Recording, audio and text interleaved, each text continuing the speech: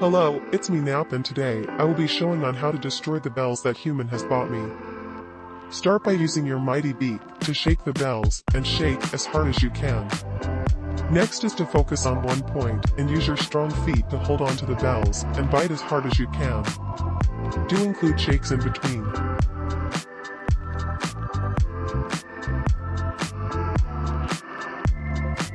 Do take a break in between for any emergencies, such as poopies or quick snacks.